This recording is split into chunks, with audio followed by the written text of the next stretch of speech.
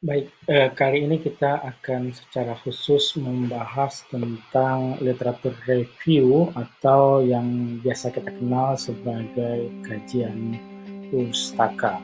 Ini adalah elemen bagian yang sangat penting dalam academic writing.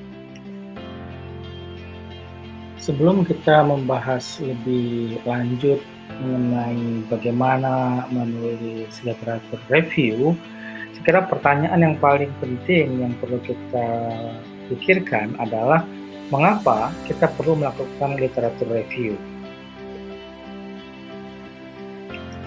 Setidaknya ada 3 alasan utama mengapa kita perlu melakukan literatur review. Yang pertama adalah penting bagi peneliti untuk mengetahui state of research dalam bidang yang dikaji. Jadi peneliti perlu menguasai isu dan perdebatan konsep riset-riset yang telah dilakukan terdahulu dalam topik yang akan dilakukan kajian oleh seorang peneliti.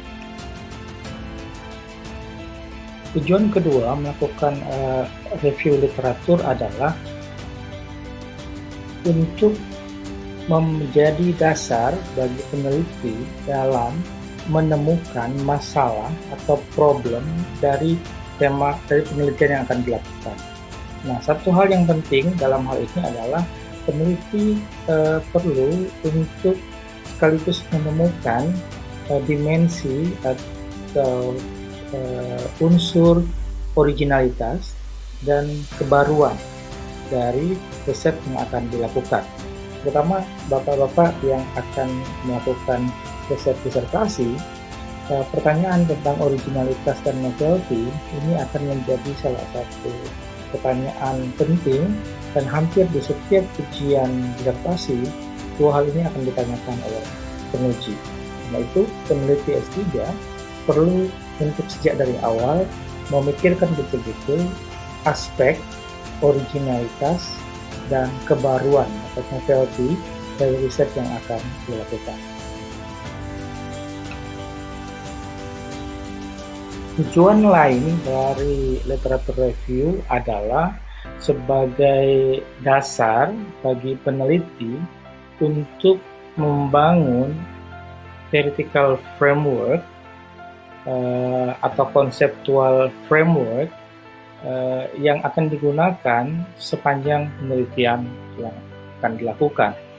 Dan sekaligus literatur review menjadi guidance bagi peneliti untuk memutuskan metode apa yang akan digunakan dalam penelitian tersebut.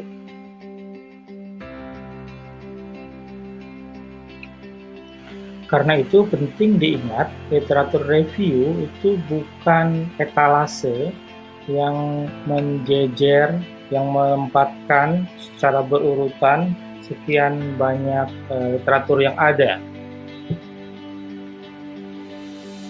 Literatur bisa didapat secara sangat mudah melalui scholargoogle.com.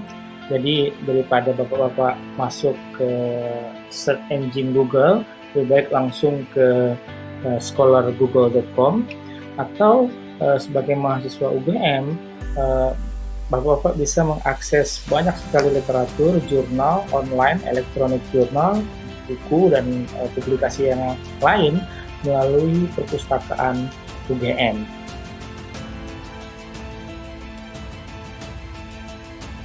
Kalau kita memasukkan kata kunci dalam misalnya di Google Scholars, maka kita akan menemukan banyak sekali jurnal, buku, bahan bacaan yang mungkin relevan dengan riset kita.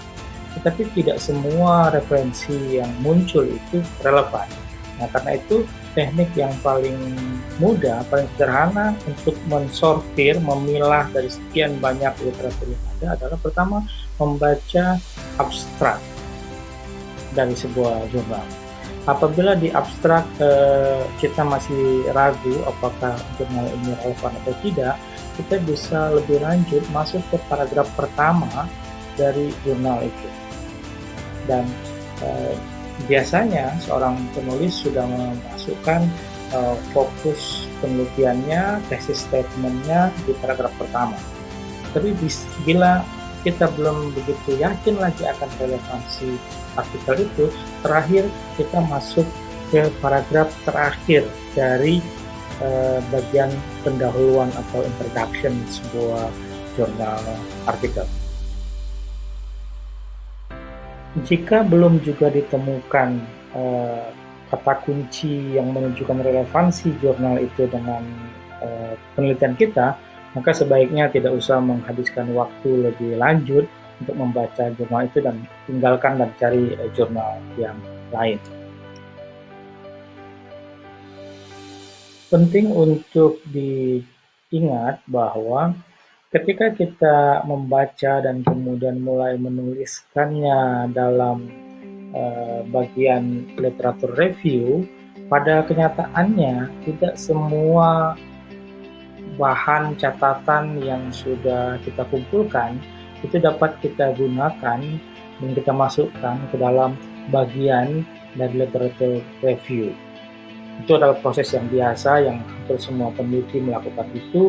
Ada banyak hal yang kemudian tidak relevan untuk kita masukkan, kita tuliskan ke dalam bagian dari literature review. Hal lain yang penting adalah referensi yang digunakan dalam tulisan akademik adalah referensi yang kredibel, referensi yang diterima oleh khalayak banyak. Biasanya itu adalah diterbitkan oleh lembaga yang punya reputasi yang kredibel, oleh penerbit yang bisa diakui, certified, dan karena itu Wikipedia misalnya, sekalipun Wikipedia memuat banyak informasi yang mungkin relevan untuk riset kita, tetapi Wikipedia tidak bisa digunakan sebagai rujukan untuk menulis karya akademik. Karena itu diharapkan untuk mencari sumber referensi lain, buku-buku di perpustakaan, jurnal artikel, atau kantor pemerintahan, lembaga-lembaga nasional maupun internasional, atau kantor-kantor pemberitaan yang sudah diketahui oleh khalayak banyak, publik luas, itu bisa digunakan sebagai sumber referensi.